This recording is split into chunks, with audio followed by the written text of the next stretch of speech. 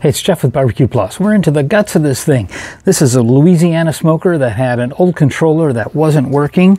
Put a new one in here. I'm going to show you exactly how to do that. But first I'm going to show you how I found out that the controller was the problem and needed to be replaced.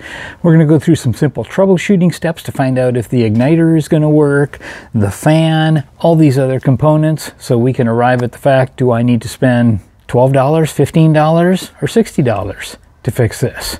So go ahead and watch.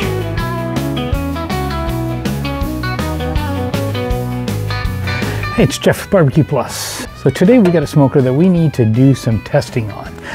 This is a Louisiana Grill smoker, and I think the hot rod isn't been firing. So don't know if it's not getting power to the hot rod, or we're not sure if the hot rod itself needs to be replaced.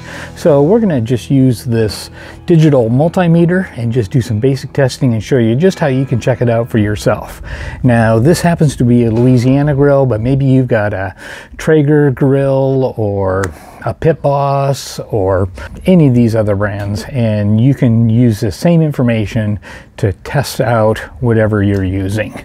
So first step is to open it up, and I took most of these screws off all the way around already, so we'll just pull this last one out. There we go.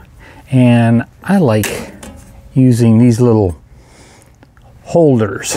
This came from Harbor Freight. I can put the screws in here and I don't have to worry about losing those, having them fall on the ground, kicking them around, trying to find out where they went to. They always stay exactly where they need to be. So that's your free tip of the day. So now this guy just comes off here, and this one has the fan sitting right over on this side here. Since I want the fan to run, we're going to do a full test startup. I'm just going to take one of these screws and put the fan close by. So that's just going to hang right there while we're doing the testing. So inside of here is where all those wires are, and these are tied together with a zip tie. So I am going to just cut that zip tie. We just snip that zip tie. It's a good idea after you're done with this to replace that zip tie, because it just makes sure that all these cables stay out of the way, especially when you got a fan. You can get just a tremendous noise, and it can actually stop the fan if loose wires hit it from the backside. So this right here, red wire, which I think is pretty much common on most of them, is to your hot rod. So what we're going to do is we're going to test to see if we're getting power coming through here that'll be going to the hot rod. So we will start this guy up. You can hear that fan going, and we're going to just test out, because what should be happening is we should see some power .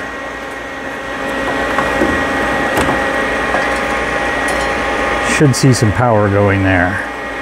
Nothing yet. What'll probably happen is in most of these it needs to go through its startup sequence, which is to start dumping some pellets, and I can actually hear it dropping some pellets down in there. Then what it does is, after it's got pellets in that burn pot, it will turn on the hot rod, and that glows red to kind of ignite things and to get them going and to heat those up.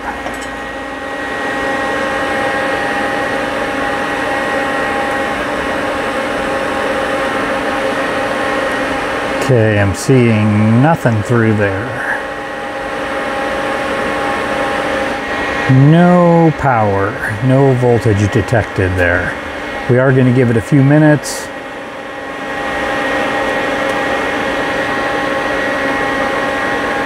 Change the polarity there. Shouldn't make any difference. But yeah, we're seeing nothing. So that means that the controller, which is in the box right here, is not sending any power to that hot rod. Now, what you could do to get around this, there's two different options that you would have. The first one would be to get out a little plumber's torch or some kind of a propane or a butane torch and start your pellets there. That means that you're going to have to open up everything. You have to take all the grill racks and the guards and everything off, and get those started. The other option is you tear in here and get a new controller. So I think that's probably what we're going to do, is just to put a new controller on here. I'm going to do one other point of testing, which is going to be to pull this open, no power through there whatsoever. So that tells us right off that the problem is that we're not sending any power over here.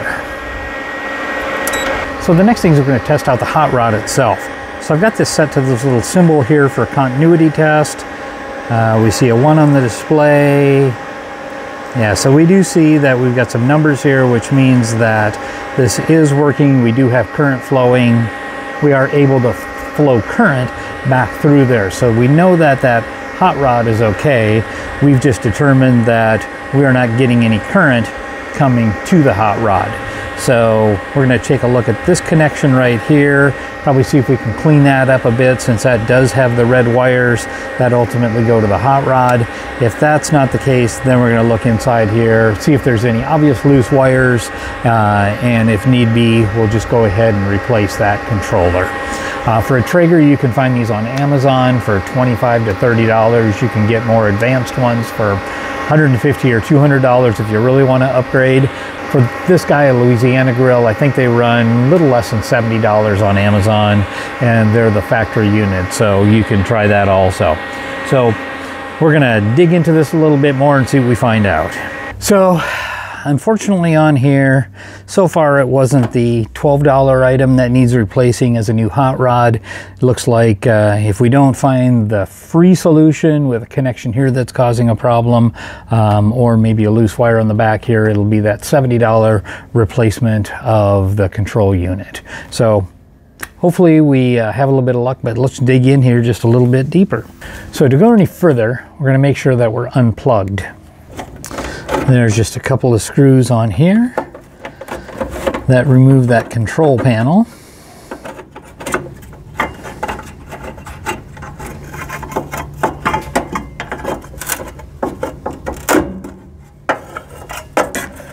So there it is. There's our digital control panel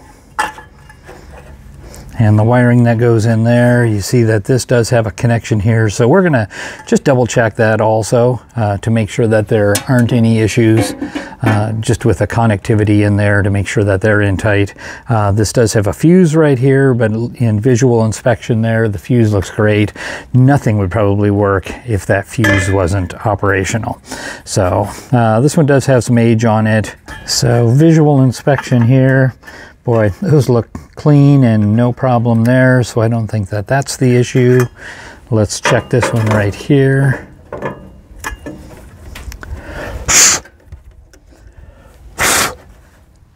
See if that makes any difference.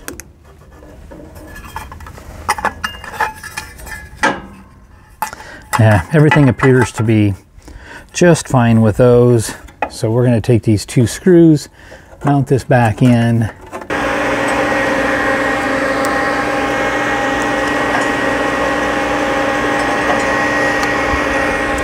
So we just kind of blew into all those, kind of cleaned them out. Everything looked really good. Maybe they were just a little bit loose. This is the moment of truth. Is it a $70 fix? Or is it a freebie? Yep, we are not seeing anything yet. I'm going to give it a couple of minutes. After the pellets stop feeding, that's when it energizes that line and goes into the hot rod, and we'll start igniting the pellets. So no more pellets running. Means we're good there. Yep. I've got no current. We're going to put this back together. We're going to place an order for a new controller, and we'll show you exactly how we put that in. So a couple days later, I have got the new controller, and this came in from Amazon. Show you exactly what I ordered. That's a new digital controller, meat probe in there. Looks like it's version 6.2.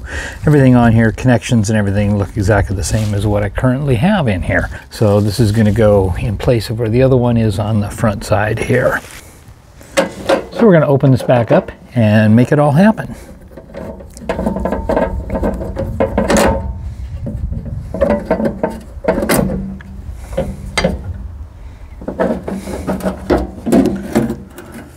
So now we're ready to remove the controller again.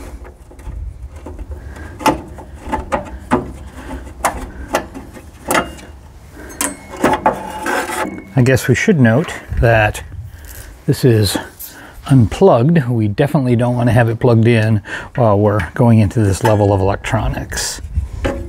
So here's the old and the new. Looks like a little bit of the positioning is different, but that shouldn't be a big deal. We're just going to pull these connectors off of these pins on the side, and I'm going to line them up with exactly where they were on the other. Put that one on here. This one was on the bottom. Those are both in nice and tight. And then we're just going to unplug this main connection.